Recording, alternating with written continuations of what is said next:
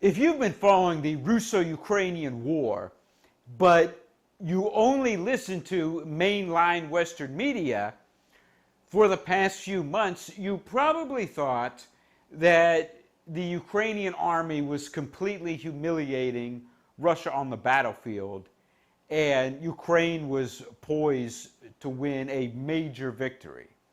And then all of a sudden, this week, around, say, Wednesday, it was like a switch was flipped.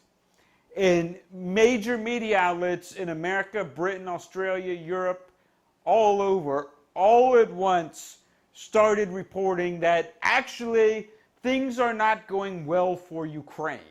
Things are absolutely not good, and a marked change in tone from Ukrainian officials, frankly, who are slowly beginning to accept that they are losing ground here, and that is evident in the speed of Russian advances, often in small, lesser populated areas, yes, but with the broader targets of Slavyansk and Kramatorsk very much in their sight. A lot of concerned Ukrainian rhetoric, but I have to say I'm surprised at how we're seeing things moving so fast here in Russia's favour, Anderson. Wow, Nick. The Ukrainians don't talk much about their own casualties, but the graveyards in the east are filling up, and their president says up to 100 soldiers a day could be dying in Donbass.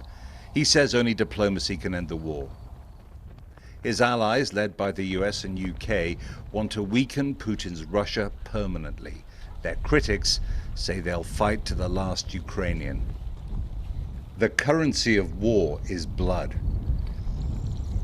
New graves are ready. As they're filled, more Ukrainians will question the blood price they're paying and ask how much a ceasefire will cost. What they've been saying for the past few months was a fraud. Now, if you follow this channel, you might know that I post a lot in the community section. And I've been putting updates about this war. And all along I've been saying, well, the Western media, the administration of Joe Biden, the administration of Boris Johnson, they're all lying. They're all claiming that Ukraine is winning, and it's a lie. Now, it doesn't matter if you think it's fair or just or morally right. This is the reality.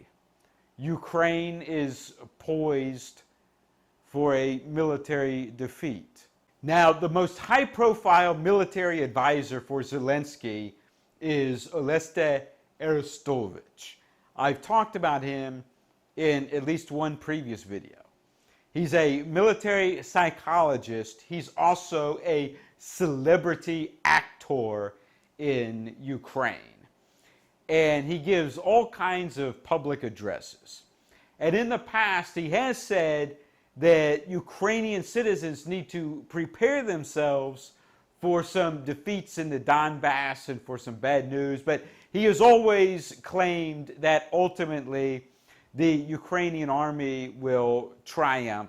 A few weeks ago, he claimed that the Russian soldiers couldn't even refrain from smoking next to high explosives and were constantly just blowing themselves up. Well, the other day, he suddenly says about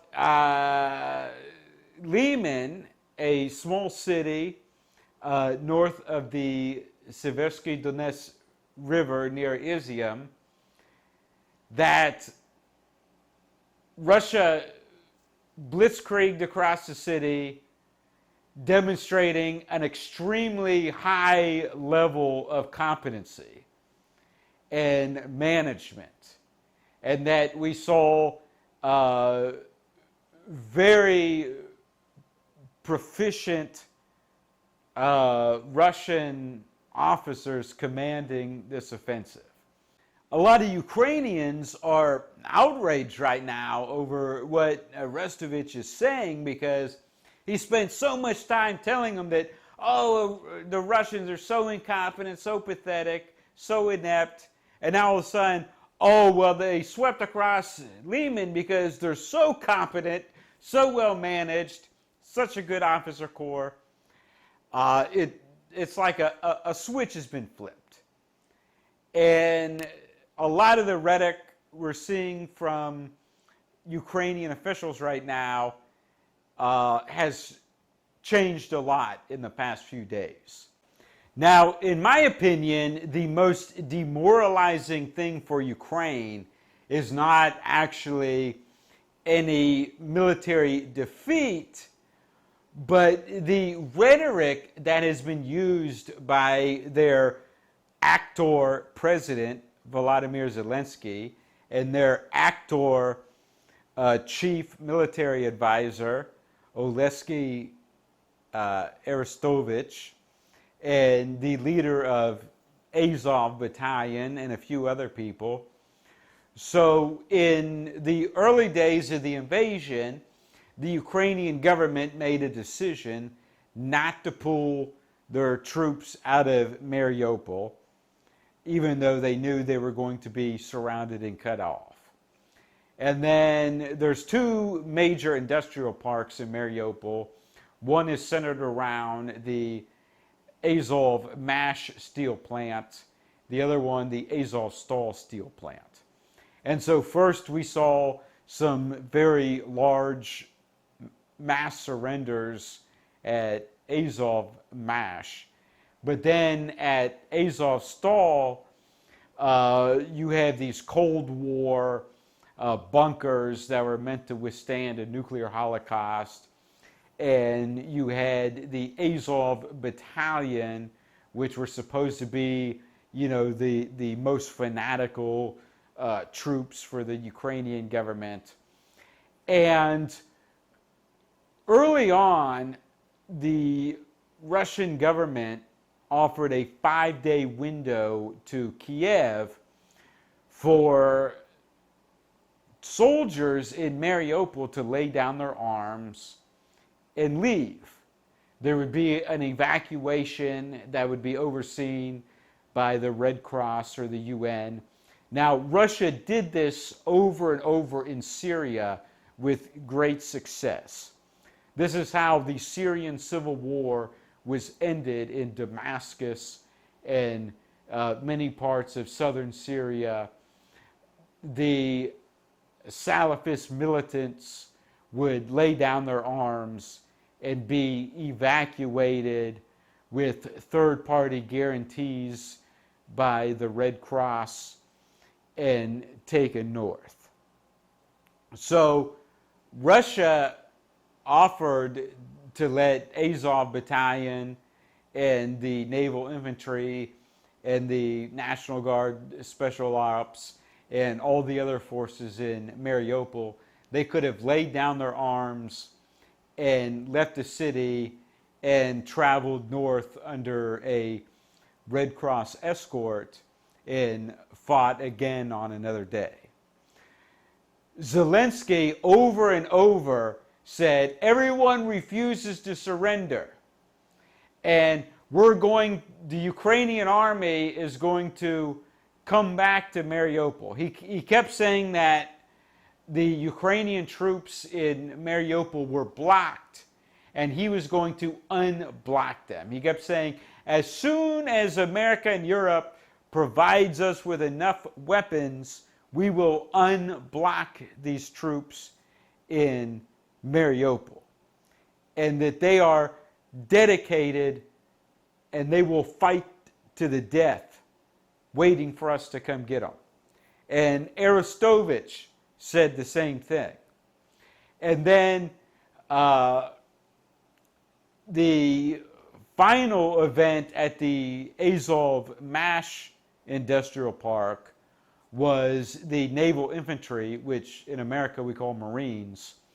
They put together their remaining pieces of armor, and then they had, according to some sources, they assembled 100 civilian vehicles, and people were packed into these vehicles, and they were just going to fly into the Russian forces and try to break out into the countryside north of the city. So this would have, if it had been successful, it would have been like the breakout of the leadership of ISIS at the end of the siege of Mosul. It didn't work, and about 1,000 people were captured. Now, there was a small group of the Ukrainian naval infantry that were being led by a major who made it to Azovstal. And then this major appeared in videos with the commander of the Azov battalion, and with, I think his name's Sergei, I forget his last name, but with this naval infantry major at his side, he posted a video on Twitter saying that all these Marines who surrendered, he basically shit all over them and said that, you know, don't honor these people or celebrate them. They surrendered. They're no good. And so after weeks of this rhetoric from President Zelensky and Arostovic and the commander of Azov battalion that they were going to fight to the death, they surrendered. They're all in captivity. And weeks earlier, they could have accepted this Russian deal to just leave the city unarmed.